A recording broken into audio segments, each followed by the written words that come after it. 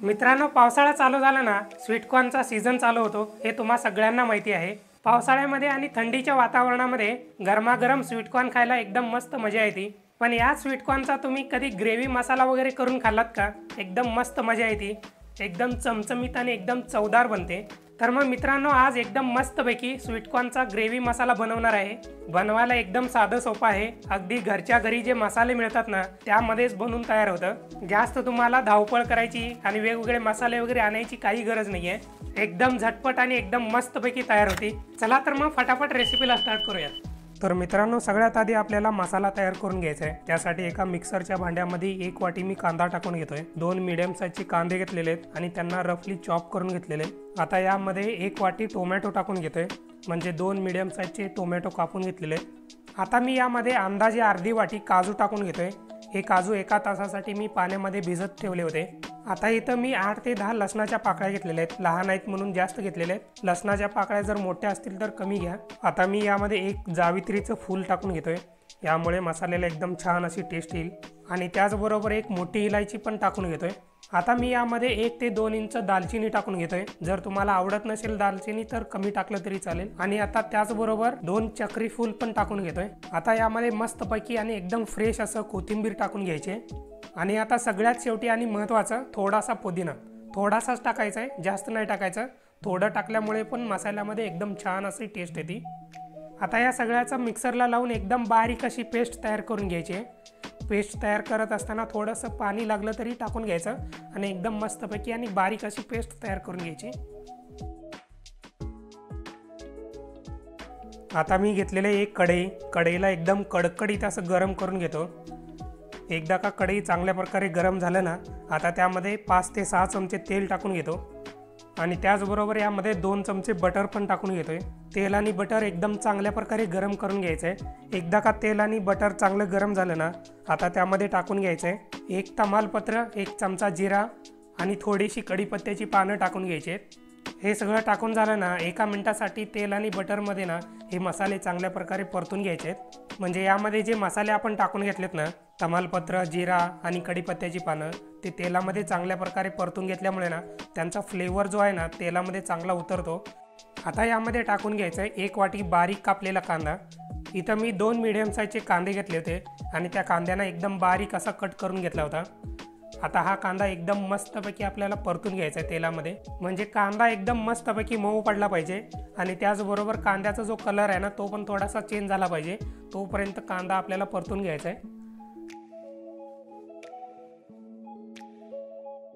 मित्रांनो, इथं बघू शकताय 3 ते 4 मिनिट झालेले आहे, कांदा मस्तपैकी परतून घेतलेला आहे। कांदा चांगला मऊ पडलेला आहे आणि त्याचबरोबर कांद्याला थोडासा कलर यायला चालू झालेला आहे। तर अशा प्रकारे आपल्याला कांदा परतून घ्यायचा आहे। एकदा का कांदा परतून रेडी झाला ना, आता त्यामध्ये आपला मसाला टाकून घ्यायचा आहे, जो आपण मगाशी तयार करून घेतला होता। इथं तुम्ही बघू शकताय मसाला किती एकदम बारीक अशी पेस्ट तयार करून घेतलेली आहे मसाल्याची। आता हा मसाला तेलामध्ये कांद्याबरोबर चांगल्या प्रकारे मिक्स करून घ्यायचा आहे आणि एकदम मस्तपैकी हा मसाला चांगला परतून घ्यायचा आहे। म्हणजे आता सध्या या मसाल्यामध्ये ना भरपूर सारं पाणी आहे, त्यामुळे मसाला पातळ झालेला आहे। जेव्हा आपण या मसाल्याला 3 ते 4 मिनिटासाठी चांगलं परतून घेऊ ना, तेव्हा या मसाल्यामधलं जे पाणी आहे ना चांगलं निघून जाईल आणि मसाला एकदम छान असा घट्ट होऊन जाईल आणि त्याचबरोबर थोडंसं त्यामध्ये तेल पण सुटायला चालू होईल। मित्रांनो, तुम्ही इथं बघू शकताय मसाला परतायला चालू करून ना 5 मिनिट होऊन गेले आहेत ऑलमोस्ट। आता मसाला बघितला तर एकदम घट्ट झालेला आहे, म्हणजे मसाल्यामधलं जे पाणी आहे ना ते निघून गेल्यामुळे ना मसाला एकदम चांगल्या प्रकारे भाजला गेलेला आहे आणि घट्ट पण झालेलं आहे। आणि त्याचबरोबर ना मसाल्यामधला जो फ्लेवर आहे ना तो एकदम भारी येतोय। जेवढ्या चांगल्या प्रकारे तुम्ही मसाला भाजून घेता ना, तेवढा चांगला फ्लेवर हा मसाल्यांचा येतो। आता मी इथे घेतलेले 1 वाटी एकदम फ्रेश असं दही, या दह्यामध्ये थोडेसे मसाले आपल्याला टाकायचे आणि चांगल्या प्रकारे मिक्स करून घ्यायचं आहे। सगळ्यात आधी मी टाकून घेतो 2 चमचे लाल मिरचीची पावडर, हे आहे 1 चमचा गरम मसाला आणि आता थोडंसं हळद टाकून घेतो यामध्ये। आता हे सगळे मसाले दहीमध्ये चांगल्या प्रकारे मिक्स करून घेतो। चमच्याने किंवा विस्करने तुम्ही चांगल्या प्रकारे हे मिक्स करून घेऊ शकता। अशा प्रकारे हे ड्राय मसाले जे असतात ना दह्यामध्ये मिक्स करून मसाल्यामध्ये टाकल्यामुळे ना, जेव्हा आपण मसाला चांगल्या प्रकारे भाजून घेतो तेव्हा दही जे आहे ना फाटत नाही, त्यामुळे अशा प्रकारे दही टाकून घ्यायची टाकत असताना। आता हे मसाला मिक्स केलेलं दही जे आहे ना कढईमध्ये टाकून घेतो आणि कढईमधल्या मसाल्यामध्ये चांगल्या प्रकारे मिक्स करून घेतो। हे बघा दही जे आहे ना आधीच्या मसाल्याबरोबर चांगल्या प्रकारे मिक्स करून घेतो आणि हा पण मसाला एकदम छानपैकी 3 ते 4 मिनिटांसाठी चांगलं परतून घेतो। दही टाकायच्या आधी जो मसाला आपण चांगल्या प्रकारे परतून घेतला होता ना त्याचप्रमाणे या पण मसाल्याला चांगलं परतून घेणार आहे, म्हणजे 3 ते 4 मिनिट लागतील आपल्याला परत। जेवढा चांगल्या प्रकारे हा मसाला तुम्ही परतून घ्याल ना तेवढ्याच चांगल्या प्रकारे दहीमधला जो कच्चेपणा असतो ना, दह्याचा वास जो असतो ना तो निघून जातो आणि मसाला एकदम छान लागतो, एकदम टेस्टी बनतो। मित्रांनो इथं बघू शकताय मगाशीपेक्षा जो मसाला ना एकदम छान असा घट्ट झालेला आहे, चांगला परतून घेतलेला आहे आणि मसाल्याला जो कलर आहे ना एकदम छान असा डार्क पण आलेला आहे, म्हणजे मसाला एकदम छानपैकी भाजला गेलेला आहे। एकदा का मसाला चांगल्या प्रकारे परतून झाला ना गॅस बंद करायचा आहे, हा मसाला बाजूला ठेवायचा आहे आणि दुसऱ्या एका गॅसवरती ना एक पॅन चांगला गरम करून घेतोय।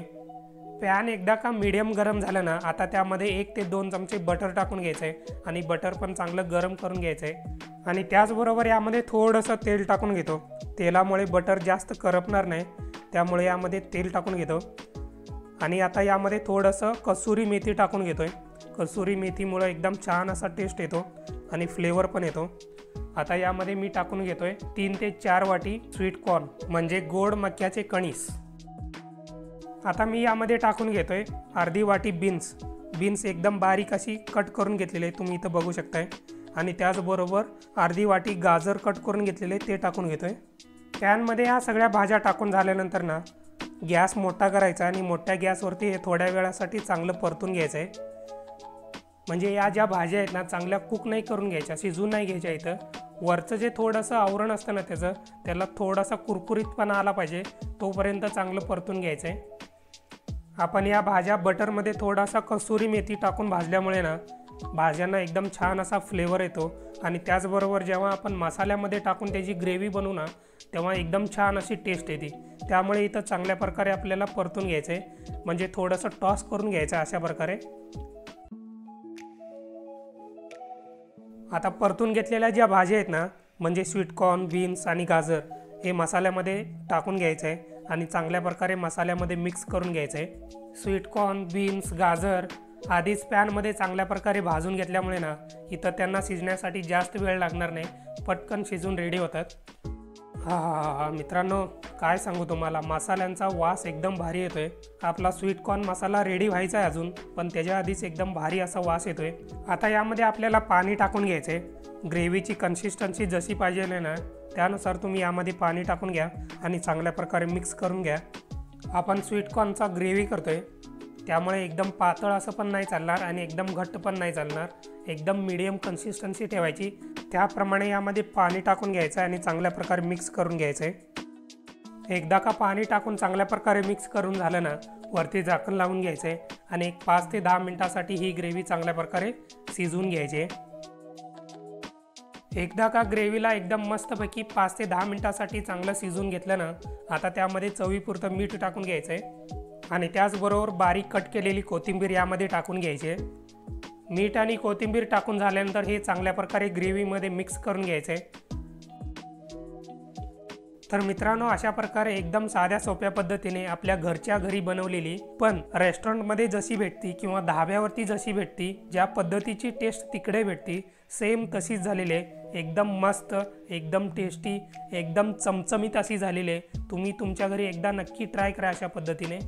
मी तुम्हाला गॅरंटी देऊन सांगतो मित्रांनो, अशा पद्धतीची स्वीटकॉर्न मसाला ग्रेव्ही जर तुम्ही तुमच्या घरी करून खाल्लात तर आयुष्यात कधी तुम्ही चव विसरणार नाही आणि त्याचबरोबर धाब्यावरती किंवा रेस्टॉरंटमध्ये जाऊन तर कधी खाणारच नाही। एवढी चवदार, एवढी चमचमीत आणि एवढी क्रीमी बनली ना, लई भारी झालेले। आपण मसाल्याचा पेस्ट तयार करून घेत असताना यामध्ये टाकलेत काजू, त्यामुळे ग्रेव्ही एकदम क्रीमी बनलेले, त्यामुळे टेस्ट पण एकदम भारी झालेले।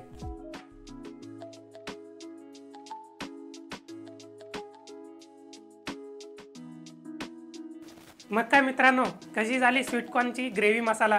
एकदम मस्त झाली की नाही? बनवायला एकदम साधं सोपं आहे, तुम्ही व्हिडिओमध्ये बघितलेला असाल।